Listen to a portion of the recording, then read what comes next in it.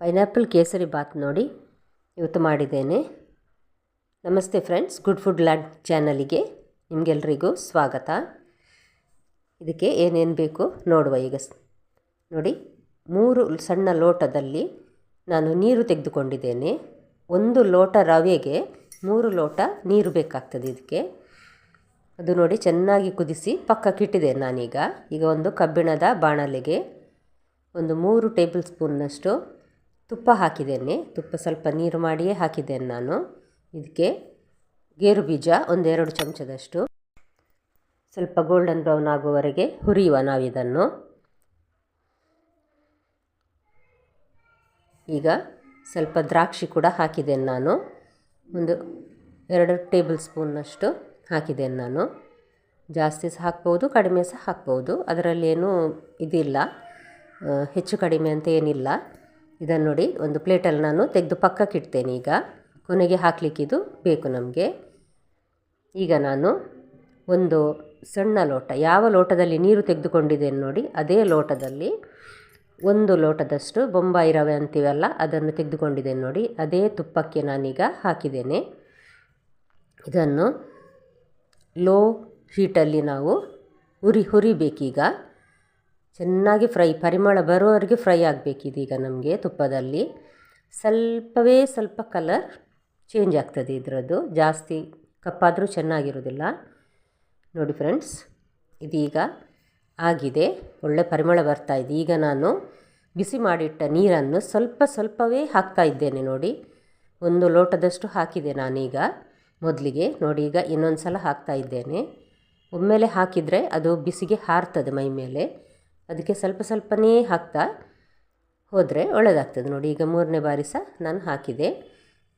ಇದನ್ನೀಗ low ಹೀಟಲ್ಲಿ ನಾವು ಕುದೀಲಿಕ್ಕೆ ಬಿಡುವ. ಇದಕ್ಕೆ ನಾನೀಗ 1 ಸಣ್ಣ ಕಪ್ಪು ಸಣ್ಣ ತುಂಡು ಮಾಡಿಟ್ಟ ಪೈನಾಪಲ್ ಅನಾನಸ್ ಹಣ್ಣನ್ನು ಹಾಕಿದ್ದೇನೆ ನೋಡಿ. ಅದೀಗ ಈ ರವೆಯೊಟ್ಟಿಗೆಯೇ ಬೇಯ್ತದೆ. ರವೆಯೊಟ್ಟಿಗೆಯೇ ಈ ಪೈನಾಪಲ್ ಪೀಸ್ ಕೂಡ ಬೇಯ್ತಾ ಇದೆ. ಇದನ್ನು ಒಂದು ಸ್ವಲ್ಪ ಹೊತ್ತು ಬೇಯಲಿಕ್ಕೆ ಬಿಡುವ, ಅಂದರೆ ಸ್ವಲ್ಪ ಗಟ್ಟಿಯಾಗಬೇಕಿದು, ನೀರೆಲ್ಲ ಇಂಗಬೇಕದ್ರದ್ದು.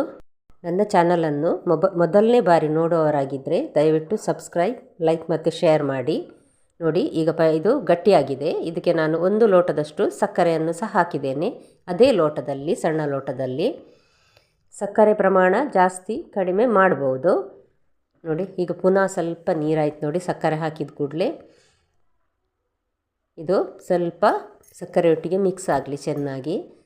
ಒಳ್ಳೆ ನೀರಾಯಿತು ನೋಡಿ. ಈಗ ನಾವು ತುಪ್ಪ ಹಾಕಲಿಕ್ಕೆ ಶುರು ಮಾಡುವ. ಇದು ನೋಡಿ, ಸ್ವಲ್ಪ ನಾನು ಆರೆಂಜ್ ಕಲರ್ ಹಾಕ್ತಾ ಇದ್ದೇನೆ. ಕೇಸರಿ ಕಲರ್ ಅಥವಾ ಲೆಮನ್ ಎಲ್ಲೋ ಯಾವುದಾದ್ರೂ ಒಂದು ಹಾಕ್ಬೋದು. ನಾನೀಗ ಲೆಮನ್ ಎಲ್ಲೋ ಹಾಕಿದ್ದೇನೆ ಇದಕ್ಕೆ ನೋಡಿ. ಚೆನ್ನಾಗಿ ಮಿಕ್ಸ್ ಮಾಡಿ ಇದನ್ನು. ನಿಮ್ಮ ಫ್ಯಾಮಿಲಿ ಫ್ರೆಂಡ್ಸಿಗೆಲ್ಲ ದಯವಿಟ್ಟು ಶೇರ್ ಮಾಡಿ. ನಿಮ್ಮ ಸಪೋರ್ಟ್ ಹೀಗೆ ಇರಲಿ ಫ್ರೆಂಡ್ಸ್. ನೋಡಿ, ಈಗ ನಾನು ತುಪ್ಪ ಹಾಕ್ತಾ ಇದ್ದೇನೆ. 3 ಟೇಬಲ್ ಸ್ಪೂನ್ನಷ್ಟು ತುಪ್ಪ ಹಾಕಿದೆ. ಕೇಸರಿ ಬಾತಿಗೆ ಯಾವಾಗಲೂ ತುಪ್ಪ ಜಾಸ್ತಿ ಹಾಕಿದ್ರೇ ರುಚಿಯಾಗುವುದು. 1 ಲೋಟ ರವೆ ಆದರೆ 1 ಲೋಟದಷ್ಟೇ ತುಪ್ಪ ಬೇಕಾಗ್ತದೆ ಇದಕ್ಕೆ. ತುಪ್ಪದ ಪರಿಮಳದಲ್ಲಿ ಒಳ್ಳೆಯದಾಗ್ತದೆ ಇದು ತಿನ್ನಲಿಕ್ಕೆ. ಸ್ವಲ್ಪ ಎಣ್ಣೆ ಹಾಕುವವರು ಮಿಕ್ಸ್ ಮಾಡ್ಬೋದು, ಮಾಡಬಾರ್ದಂತ ಏನಿಲ್ಲ ನೋಡಿ. ಪುನಃ ಸ್ವಲ್ಪ ತುಪ್ಪ ಹಾಕಿದ್ದೇನೆ ನಾನು, 2 ಟೇಬಲ್ ಸ್ಪೂನ್ನಷ್ಟು. ಸಾಧಾರಣ ಈಗ 1 ಲೋಟದಷ್ಟೇ ತುಪ್ಪ ಆಯಿತು ಈಗ ಹಾಕಿದ್ದು ನಾನು. ಚೆನ್ನಾಗಿ ಮಿಕ್ಸ್ ಮಾಡುವ. ಇವಾಗ ರೆಡಿ ಆಗ್ತಾ ಇದೆ ನಮ್ಮದು ಕೇಸರಿ ಬಾತ್. ತುಂಬ ರುಚಿಯಾಗಿ ಬರ್ತದೆ ಇದು. ಈಗ ಹುರಿದಿಟ್ಟ ದ್ರಾಕ್ಷಿ ಮತ್ತು ಗೋಡಂಬಿಯನ್ನು ಹಾಕುವ, ಮಿಕ್ಸ್ ಮಾಡುವ. ನೋಡಿ, ಇಷ್ಟೇ ಇದು ಇರಬೇಕು. ಇನ್ನು ಮುಚ್ಚಿ ಇಟ್ಟರೆ ಸ್ವಲ್ಪ ಹೊತ್ತಾಗುವಾಗ ಅದು ಗಟ್ಟಿಯಾಗ್ತದೆ. ನಾನೀಗ ಏಲಕ್ಕಿ ಪುಡಿ ಹಾಕ್ತಾ ಇದ್ದೇನೆ ಕೊನೆಗೆ. ಈಗ ಮಿಕ್ಸ್ ಮಾಡಿ ಮುಚ್ಚಳ ಮುಚ್ಚಿ 1 ಸೆಕೆಂಡಷ್ಟು ಇಟ್ಟು ಬಿಡುವ ಗ್ಯಾಸಲ್ಲಿ, ಒಮ್ಮೆ ಮೆಲ್ಲ ಉರಿಯಲ್ಲಿ, ಮತ್ತು ಆಫ್ ಮಾಡಿ ಸ್ವಲ್ಪ ಹೊತ್ತು ಹಾಗೇ ಬಿಟ್ಟಿರಬೇಕಿದನ್ನು.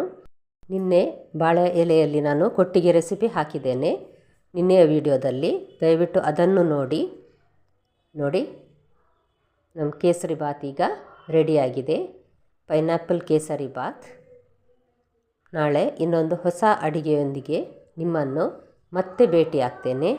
ನೋಡಿದ ಎಲ್ಲ ವೀಕ್ಷಕರಿಗೆ ಧನ್ಯವಾದ.